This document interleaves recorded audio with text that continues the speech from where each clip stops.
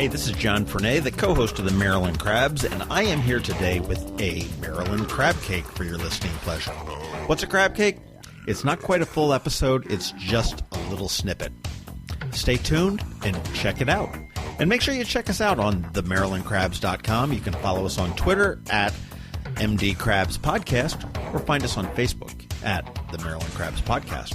And don't forget, subscribe, rate us, iTunes. Go there now.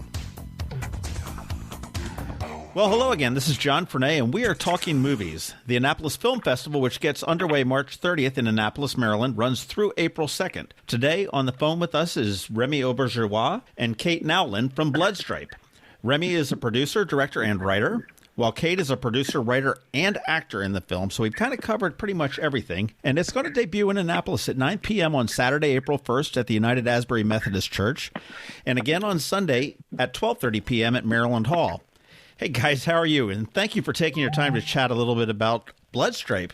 Sure thing, John. Thank you for having us. Bloodstripe, let's talk about it. It's the story of a Marine sergeant coming home from her third tour in Afghanistan with a whole lot of PTSD to deal with. Is that right? About sum it up in a very succinct way? Yeah, that's really the core of what the film is about. It's a homecoming story, which is a pretty old story that we tell. People coming home from war is a very well-trodden subject for films and stories in general, but of course now we have women who are serving. So our film explores it from the female perspective, and it's really an internal character study of this woman's experience. Well, it's funny you sort of stole that out of the words out of my mouth, because I have in like my notes here that it is kind of a timeless tale, not a very happy one necessarily, but I know my father was a vet of World War II, and I know he had some level of PTSD as well, so it's certainly an important story to keep telling. And you answered that it's from a perspective of a woman, which is something that until recent times we really haven't seen women in battle, which is just absolutely phenomenal. And Kate, you were the lead, right? Yes, I was. Yes. I played the character, our sergeant, and I was really through the process of writing the character and investigating the subject matter, doing research and in developing the story, which we really created from scratch as much as possible. We were diligently sort of working on understanding the subject matter, the complexity of it, and reading about and talking to people with war combat experience. And so we immersed ourselves, both Remy and I, completely. And then I had the task of, embodying her, and which was an honor. Well, I understand that you did about 6 months of, and I almost said Marine-like training, but you really did undergo Marine training to prepare for this role, didn't you? We didn't have the budget for 6 months of that, but we did. I mean, I was training, pretty intensively for about 3.5 months leading up to it. We were writing in the fall and in the winter, and then in the springtime I started to train, and then we were shooting in August. Really physical training. It was a not so much boot camp in the traditional sense, although physically she really underwent quite a transformation. Right. And so physical training. Yeah. As much as one could ever try to replicate that, they have these sort of physical fitness programs now called boot camp. I wasn't doing something like that, but I had trainers who were, one in particular who was very supportive of and interested in getting me into that kind of, that unbelievably intense kind of military-like training, which is on many levels pretty relentless. Right. Well, it's definitely the mindset for sure. Now, did you have, I guess, advice or consultation with the Marine Corps or a Marine on set to, as far as accuracy and all that type of stuff?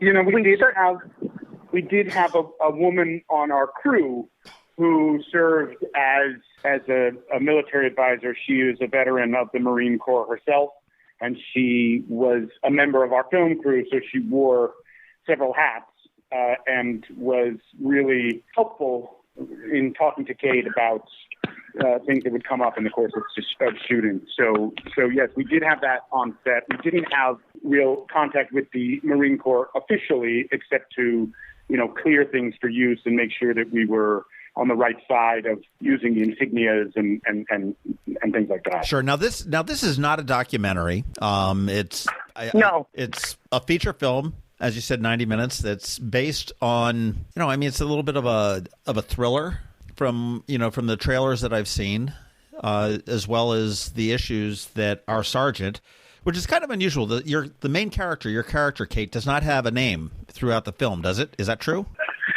She doesn't. We, at one point, there was some footage that we shot where she had her last name appearing on her uniform that didn't end up making the final cut of the film.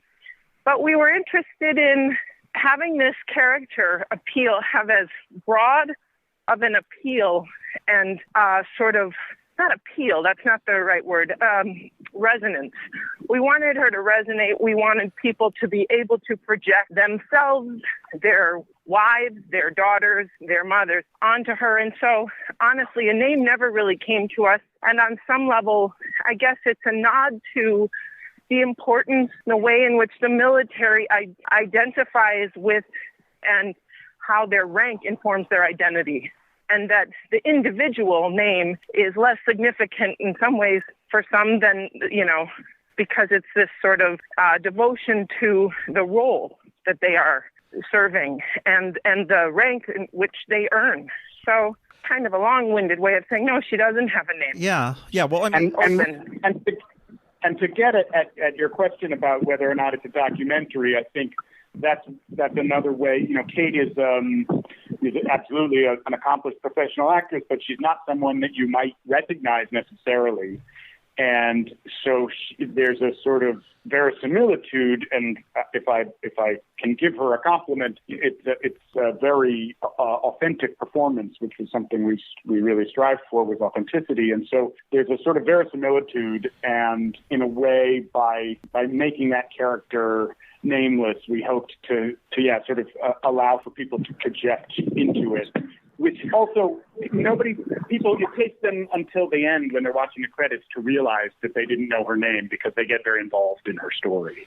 Yeah. I mean, like I said, the little bits that I've been able to see, and I'm really looking forward to seeing this weekend, but it's not necessarily our sergeant, but it's everybody's sergeant to a degree. And it could be... Indeed. You came home, your character came home to a homecoming in Minnesota, correct? That's correct, yep. And, I've got, my sergeant is coming home to Annapolis, Maryland, and somebody else's is down into Miami, Florida. So it really is sort of far-reaching across any number of people there. I want to talk a little bit about Annapolis real quick. Are both or both or everybody coming down for the festival? I'm going to be there. I'm going to be able to get there, yes. Okay. I'd love to. I'm finishing up a run of King Lear, the production of King Lear at the wonderful Guthrie Theater in Minneapolis, Minnesota, so I'm not going to be able to make it. Otherwise, I'd be there. But Remy will represent fully. I am absolutely sure. And I don't want to, not to brag or anything, but you guys have already won some awards. The film has already won the jury award at the LA Film Fest, correct? And that's correct, yes. And the audience award at the Austin Film Fest, which from what and I'm not a film buff, I don't say a buff, but I'm not a film critic or anything, but from what I gather, the audience award, while it's voted on by the audience, is actually a very important one because people that are looking to possibly syndicate this or, bring this out into the theaters, and whatnot, are looking for films that are going to resonate with audiences. The response, we've been very gratified by the festival response. There's been some other recognition at some other festivals, and our experience in the theater with people watching it is that people are quite moved and that the story has the impact that we're hoping. We really enjoy speaking to the audience afterwards. It's a very rich experience for us, and we find that the audience appreciates the opportunity to engage with the material. It's a sort of a mysterious film. Uh-huh. There are certain things that are not explained. There are certain things that are, it challenges the audience to make certain connections for themselves.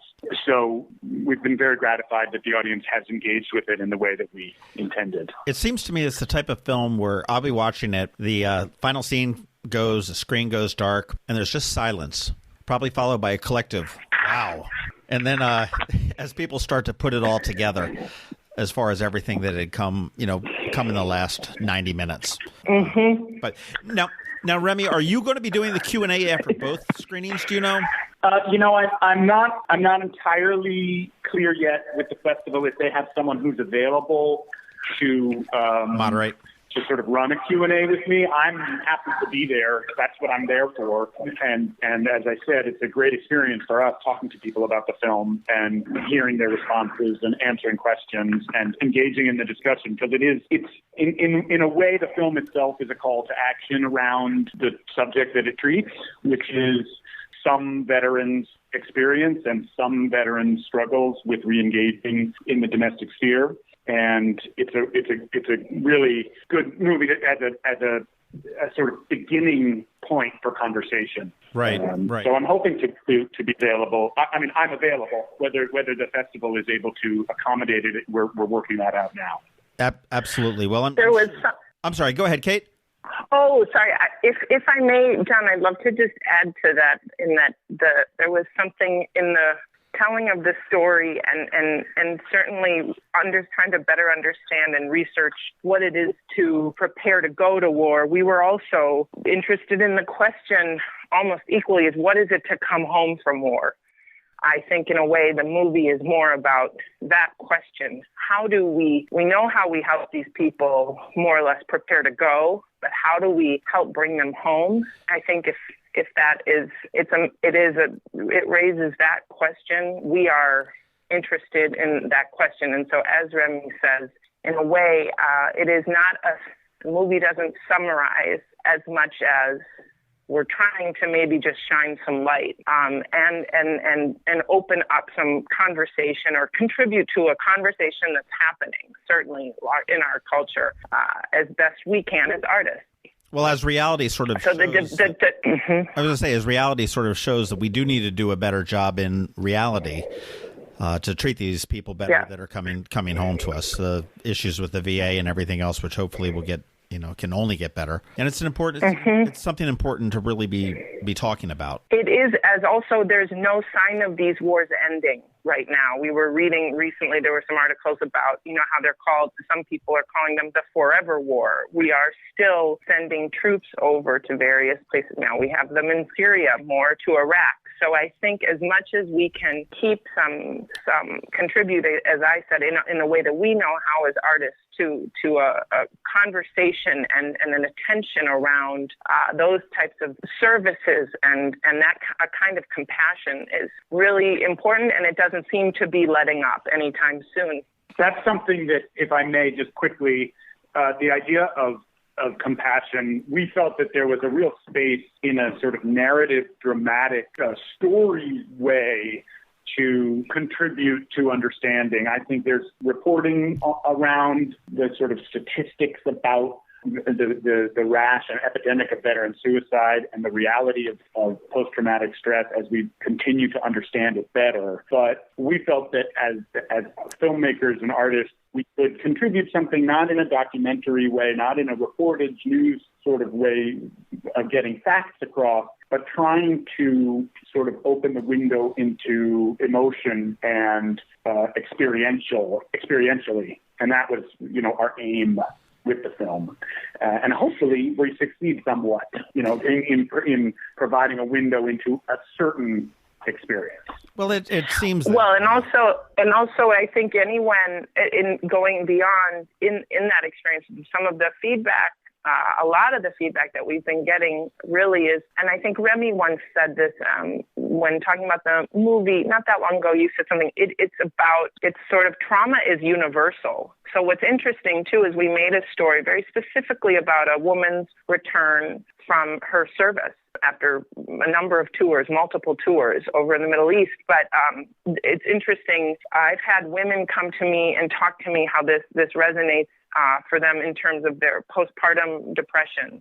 We've had people who struggle with mental illness from a different source or different sort of struggle come and say that it resonates, as well as, of course, the most obvious population we are looking to reach and connect with, which are veterans as well, we're humbled and we've been humbled and gratified by some of those responses as well in terms of how it resonates. But it's interesting how it actually can go beyond the experience of war too, on an emotional level, I think. Wow. Now, is this a first film for both of you guys?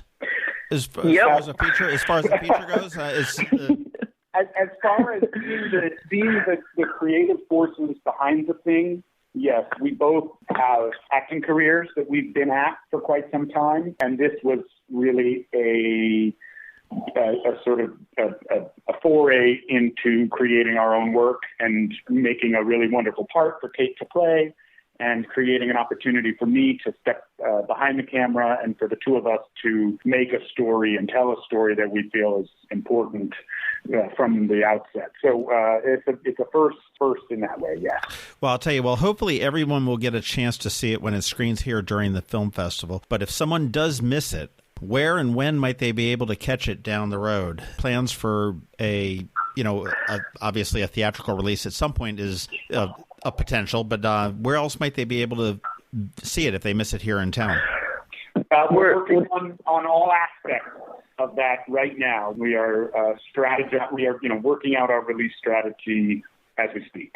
Okay. So we don't have any definitive answer to that right now, but all of the usual suspects in terms of where you might find a film, we're hoping to be there pretty soon. And certainly following us on Facebook is a great way. You can look for Bloodstripe on Facebook. And on Twitter, too. And on Twitter, Bloodstripe Film, Instagram, Bloodstripe Film.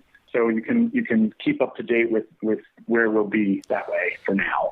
But come see it in Annapolis. That's what you need to do. That's what everyone certainly come to see it. See it on the big screen and have a chance to talk. Come and see it, but we're also in.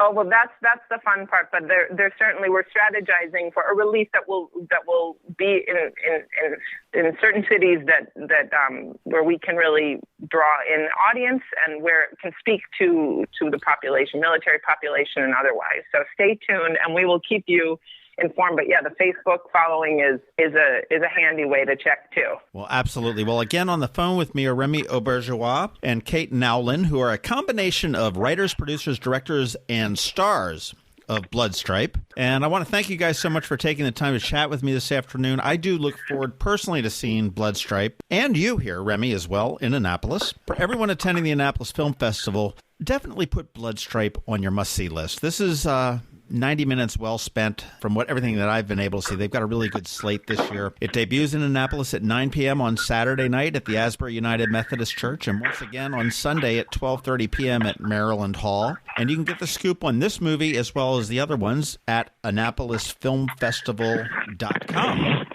This crab cake from the Maryland Crabs podcast was baked especially for the Annapolis Film Festival. The film festival runs from March 30th through April 2nd in Annapolis, Maryland. You can find out all the details at AnnapolisFilmFestival.com. And, as they say, talk movie to me.